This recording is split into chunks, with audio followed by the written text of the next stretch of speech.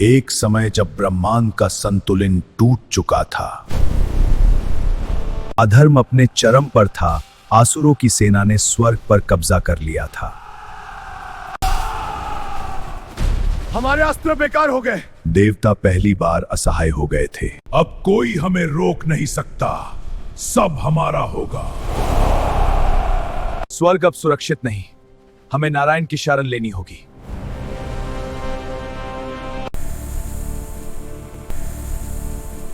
हे जगत पालक, हमें बचाइए। पर इस युद्ध को जीतने के लिए जन्म लेने वाला था एक ऐसा अस्त्र जो कभी असफल नहीं होता।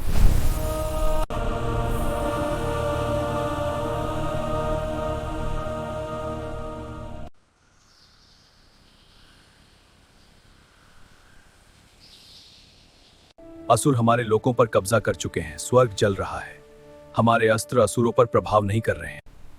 उनका संहार करने के लिए मेरी शक्ति पर्याप्त नहीं होगी, मुझे शिव जी की सहायता लेनी होगी। महादेव इस सृष्टि का संतुलन बनाने के लिए सदैव संहारक रहे हैं। मुझे उन्हें प्रसन्न करके एक ऐसी शक्ति प्राप्त करनी होगी जो दैत्यों का विनाश कर सके।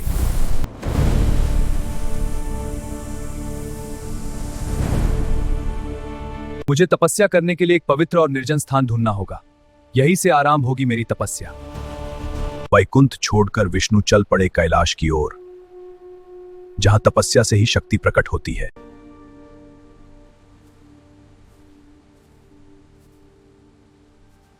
यह स्थान उचित रहेगा मेरी तपस्या के लिए। सुना है विष्णु महादेव को प्रसन्न करने के लिए तपस्या कर रहा है।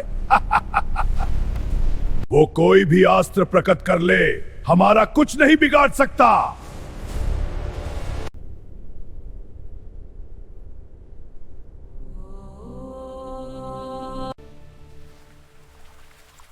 मैं प्रतिदिन 1000 कमल पुष्प महादेव को अर्पित करूंगा।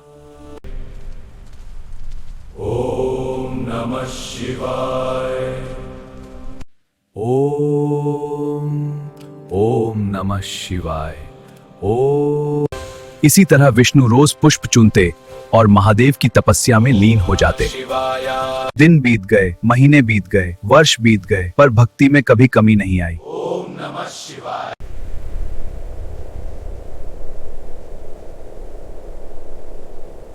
विष्णु मुझे प्रसन्न करना चाहते हैं, लेकिन मुझे उनकी परीक्षा लेनी होगी, क्योंकि जो कार्य वो करवाना चाहते हैं वो युगों युगों तक धर्म का प्रतीक बनने वाला है।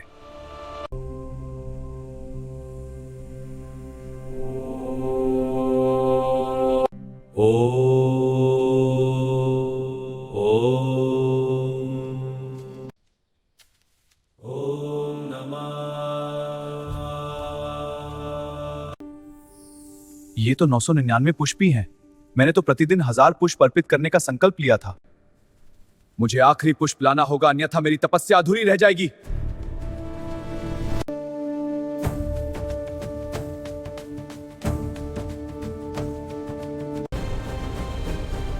यहां तो पुष्प नहीं है, अब मैं क्या करूं?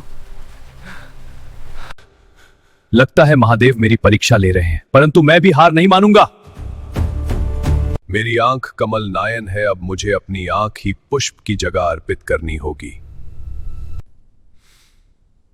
मैं महादेव को प्रसन्न करके रहूंगा। ओम नमः शिवाय। विष्णु, तुम्हारी भक्ति ने मुझे प्रसन्न कर दिया। प्रभु, मैं धन्य हो गया आपके दर्शन पाकर। तुमने अपना सब कुछ अर्पित कर दिया, यही परम भक्ति है, वर मांगो। प्रभु, मुझे एक ऐसा अस्त्र चाहिए जो सभी असुरों का अंत करने में सक्षम हो।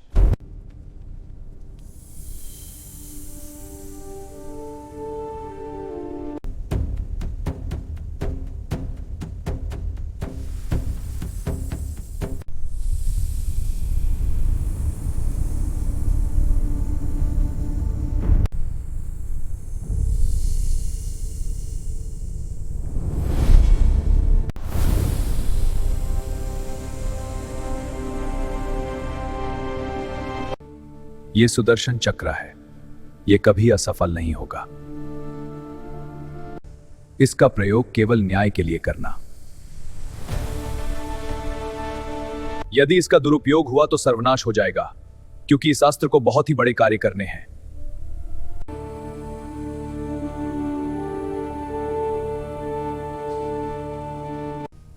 महादेव, आपकी कृपा से जगत की रक्षा हो सकेगी। मैं इसका कभी दुरुपयोग नहीं करूंगा। आप हमेशा मेरे हृदय में हैं।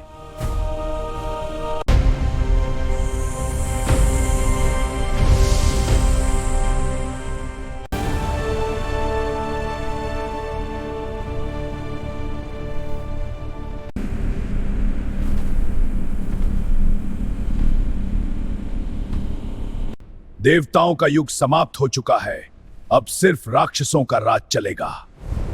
देवता हमसे भय खाते हैं। इस युद्ध का परिणाम पहले ही लिखा जाता है। ये कैसी शक्ति है? आकाश क्यों कांप रहा है? जब अधर्म अपनी सीमा पार कर लेता है, तब नारायण स्वयं प्रकट होते हैं। ये चक्र सिर्फ शास्त्र नहीं, ये नियम है, ये न्याय है, और आज इसका स्मरण कराया जाएगा।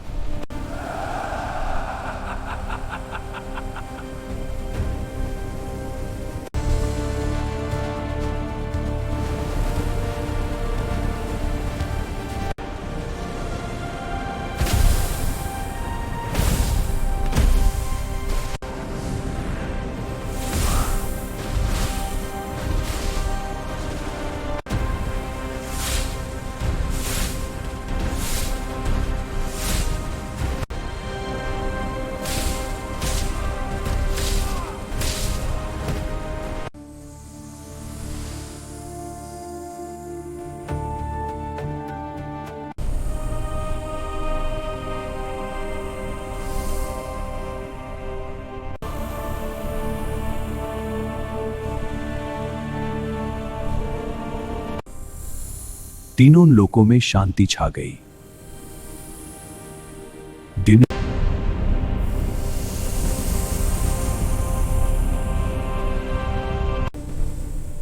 प्रभु, आपके कारण तीनों लोक पुनः सुरक्षित हो गए।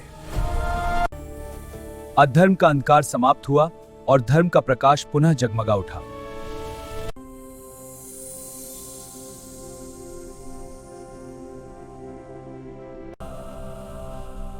धर्म की रक्षा के लिए कभी कभी त्याग ही सबसे बड़ा अस्त्र होता है। सच्ची शक्ति बल से नहीं, त्याग और भक्ति से मिलती है। शिव और विष्णु अलग नहीं, एक ही परम तत्व के दो रूप हैं। यदि आपको मेरा वीडियो पसंद आया हो तो मेरे चैनल आत्मा ज्ञान हब को लाइक, शेयर और सब्सक्राइब करना ना भूलें।